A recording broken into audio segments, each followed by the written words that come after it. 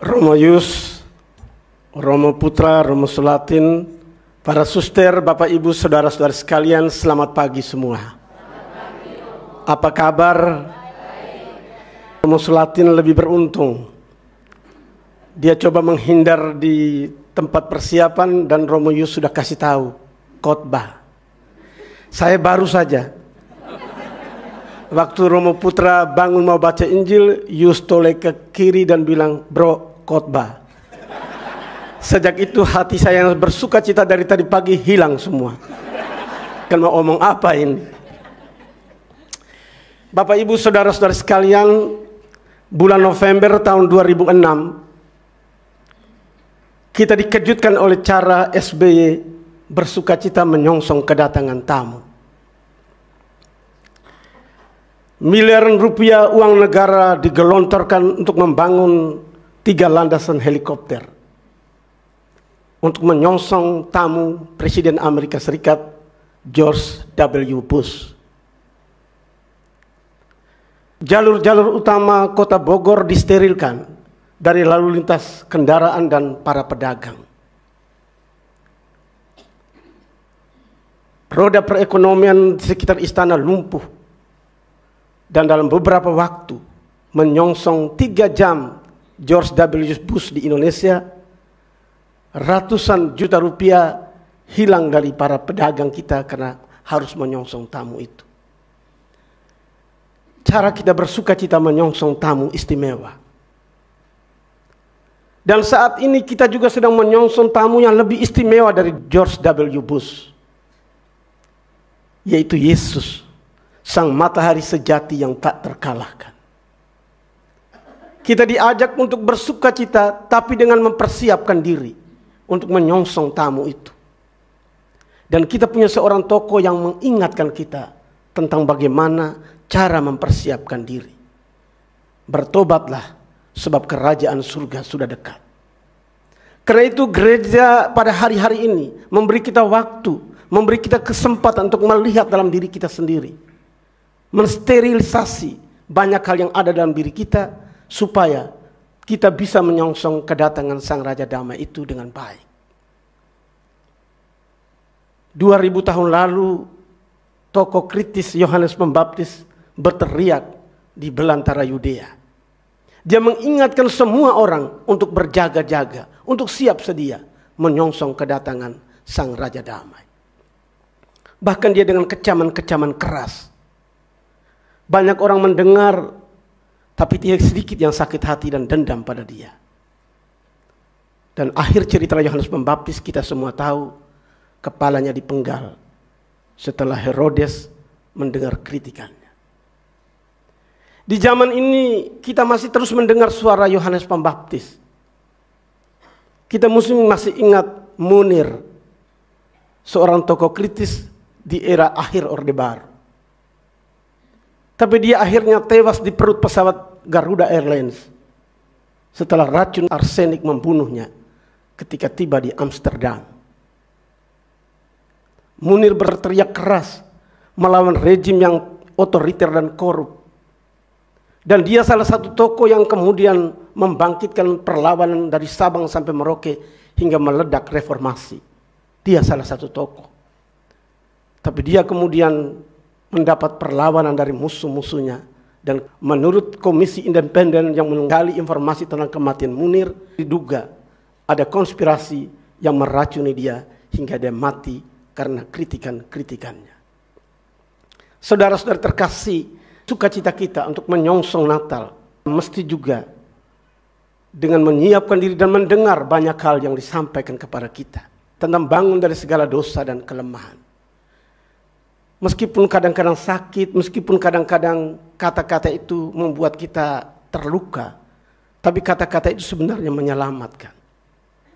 Kalau kita mau mendengarkan, maka makin banyak orang akan memberi kita jalan keselamatan. Tapi kalau kita tidak mau mendengarkan, mungkin banyak orang mau menyampaikan kepada kita terdiam, takut. Ada seorang suami sudah lama sekali tidak marah istrinya. Meskipun istrinya jelas-jelas bersalah, dia tidak marah. Lalu sahabatnya lihat dan dia katakan, kamu kok nggak pernah marah istrimu, padahal jelas-jelas dia salah di depan kamu. Apa jawab bapak itu? Dulu kami pernah punya seekor kucing yang manis sekali, lucu lagi, namanya Nova. Kucing itu seperti sahabat bagi kami. Dia suka bermain-main dengan kami. Dan kalau ada tamu datang dengan etika tidak baik, dia selalu mengingatkan kami dengan kode-kode tertentu. Tapi sayang, istri saya tidak suka kucing itu. Apapun yang dibuat oleh Nova tidak disukai oleh istri saya. Satu kali saya lihat Nova mengibas-ngibaskan ekor pada kaki istri saya. Istri saya tersenyum-senyum lalu dia bilang, 1. Besoknya saya lihat Nova bermain-main lagi dengan istri saya dan dia mengibas-ngibaskan ekornya di punggung istri saya. Istri saya tersenyum kembali dan dia bilang, 2. Hari berikutnya yang sama lagi terjadi. Istri saya tetap tersenyum dan dia bilang, 3. Lalu beberapa waktu kemudian dia ambil bungkusan kecil berisi makanan untuk Nova. Dia tabur racun di atas makanan itu. Dia berikan kepada Nova. Nova lahap itu makanan. Lalu tiba-tiba dia kejang-kejang dan matilah kucing itu. Saya marah luar biasa. Kamu gila. Kucing sebaik ini, sahabat kita, bisa kamu bunuh dengan meracuni dia. Istri saya memandang saya sambil tersenyum-senyum lalu dia bilang, 1. Sejak itu saya tidak pernah marah istri saya lagi. Lihat saudara-saudara, kalau kita tidak suka kritik, orang bisa terdiam. Dan kita bisa kehilangan kesempatan untuk mendapatkan rahmat keselamatan. Saya kira ini saja inspirasi hari ini. Terima kasih.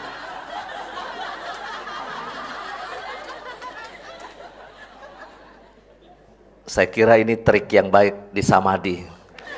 Kalau ada romo, karyawan udah mulai error, 1. Sambil senyum, tinggal Suster Betty kasih racun, ya. Yesusku, aku percaya Engkau sungguh hadir dalam sakramen Maha Kudus. Aku mencintaimu lebih dari segalanya, dan aku merindukan kehadiranmu dalam jiwaku.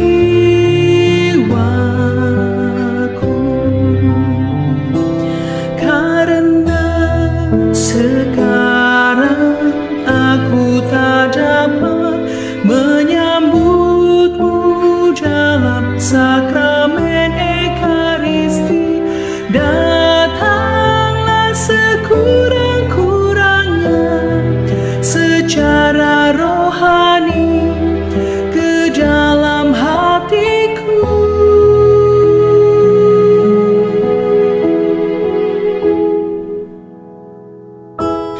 Karena Engkau hadir di sini, aku memelukmu dan mempersatukan diriku sepenuhnya kepadamu. Jangan biarkan aku terpisah dari padamu.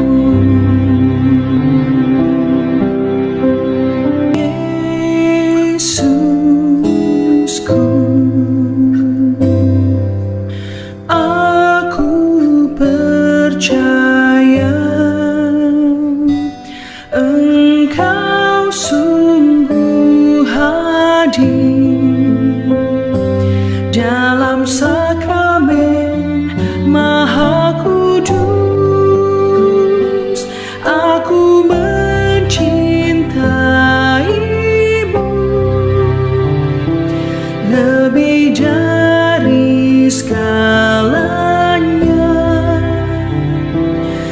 dan aku merindukan kehadiran-Mu dalam jiwaku,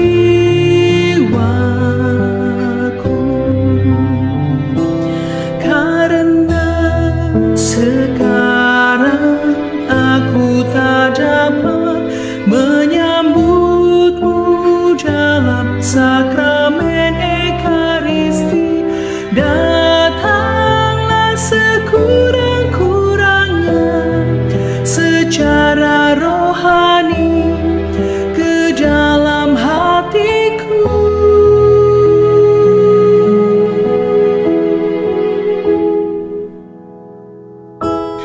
Karena Engkau hadir di sini, aku memeluk-Mu dan mempersatukan diriku sepenuhnya kepadamu. Jangan biarkan aku terpisah dari padamu.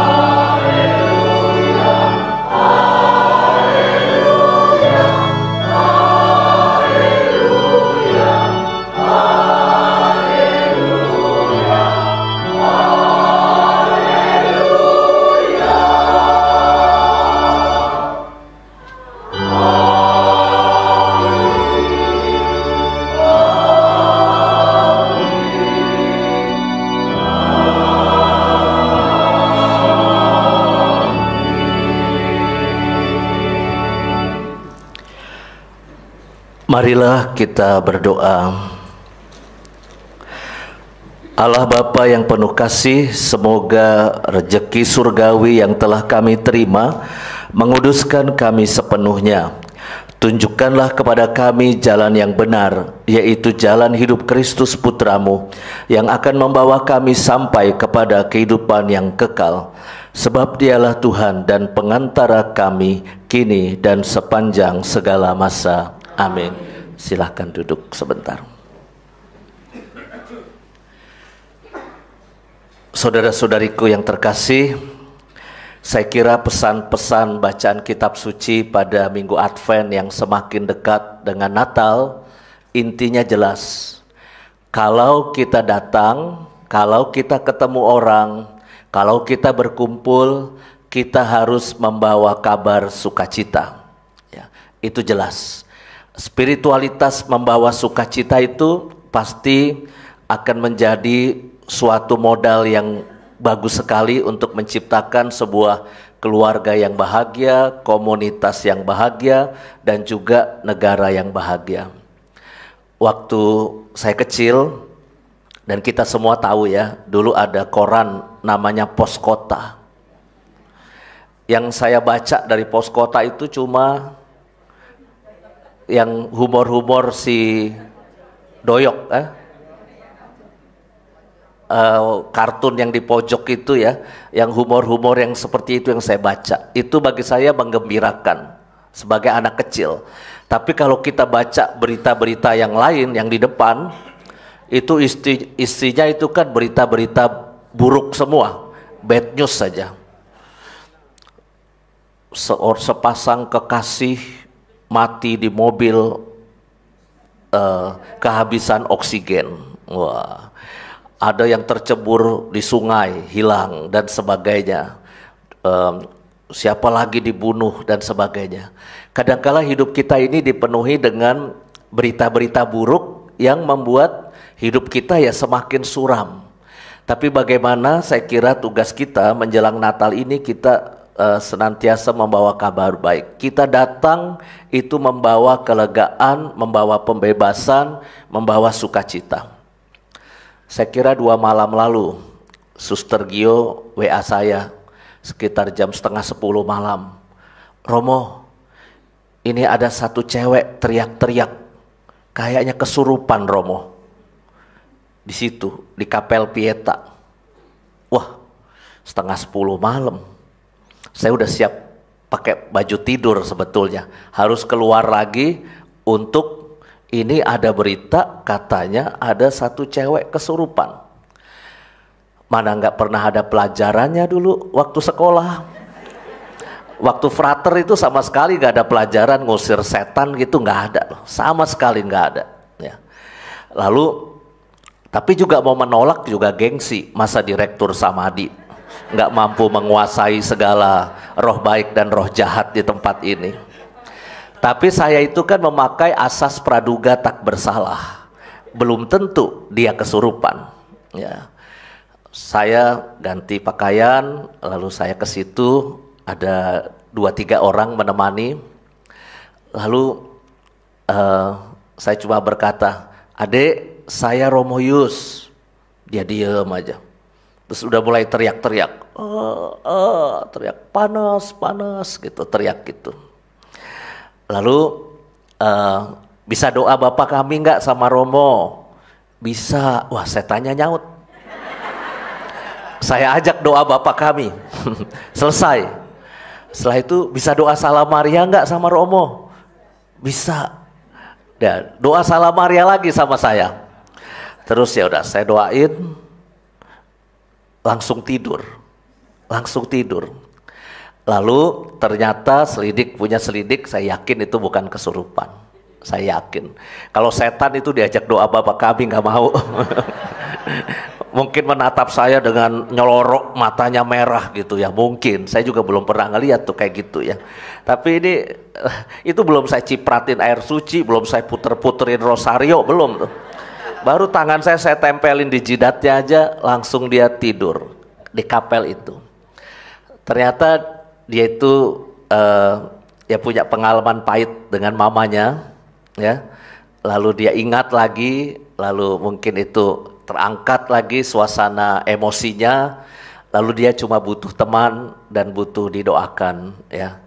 Jadi saudara-saudari, saya kira di dunia ini selalu ada peristiwa-peristiwa yang membutuhkan kehadiran kita.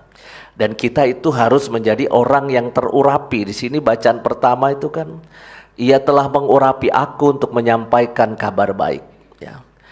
Maka sekarang ini kalau saya memberikan pengakuan dosa untuk anak-anak sekolah, banyak sekali.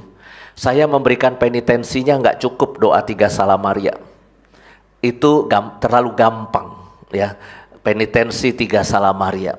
Saya selalu tambah, bikin satu bingkisan kecil menurut kemampuan masing-masing, ya. Tidak boleh minta uang mama atau uang papa, harus pakai uang jajan kalian. Bikin bingkisan kecil, isinya terserah. Bisa roti 1, susu atau apa, ya. Pokoknya yang kalian bisa buat. Dan itu diberikan kepada orang atau anak yang kamu lihat tidak seberuntung kamu, ya. Maka lalu saya ingin mengajarkan kepada anak-anak sekolah itu, penitensi dari dosa-dosa bukan sekedar kita spiritual berdoa, tapi secara fisik juga harus ada gerakan untuk membawa kabar baik itu kepada sesama. Maka mari kita lakukan itu dalam persiapan Natal ini, apapun bentuknya. Dan saya kira Puspas Samadi mencoba itu. Satu, Romo Sulatin udah cerita, kita datang ke ODGJ. Kok ya anehnya, kita yang lain tuh pakai bajunya cerah-cerah. Memang sepakatnya pakai baju haheho, ya. Ada yang pakai kuning, hijau muda, biru muda, merah. Kok bisa-bisanya Romo Sulatin dan Romo Liong pakai baju hitam? Dua-duanya itu. Dan itu bukan baju haheho, dan itu persis sama dengan bajunya ODGJ. Dan yang menarik ketika mereka joget, ODGJ dan Romo Sulatin dan Romo Liong, yang lebih heboh jogetnya itu Romo Liong dan Romo Sulatin. Maka orang-orang ODGJ itu memandang mereka berdua dengan takjub. Ini yang gila siapa sebetulnya? Ya, tapi itu bentuk dari kita datang ke sana, karena jarang orang yang mau deket-deket sama ODGJ. Jarang, ya. Kecuali orang-orang yang memang nyerempet-nyerempet ODGJ juga, ya. Jadi ya, saya kira itu langkah baik untuk membawa kabar kasih kepada sesama. Hari Selasa yang lalu pembaptisan waria di sini. 24 waria, ya. Dengan segala penampilannya, ya. Ya, mereka kembali datang dengan segala pengalaman masa lalu mereka dibuang, lalu jatuh ke dalam kegelapan, keberdosaan mereka, tapi akhirnya mereka mau datang, ya. 2 tahun sebelumnya 14, dan yang 14 itu hebat membawa kabar baik. Enak lu jadi Katolik, ayo mendingan lu masuk Katolik, belajar agama. Dan ternyata mereka langsung bisa mendapat 24 waria baru. Maka saya nggak tahu di sesudah ini akan datang berapa waria lagi ke Samadi untuk belajar agama dan dibaptis, ya. Tapi saya kira kita nggak boleh mendiskriminasi orang. Orang boleh jatuh, orang boleh salah.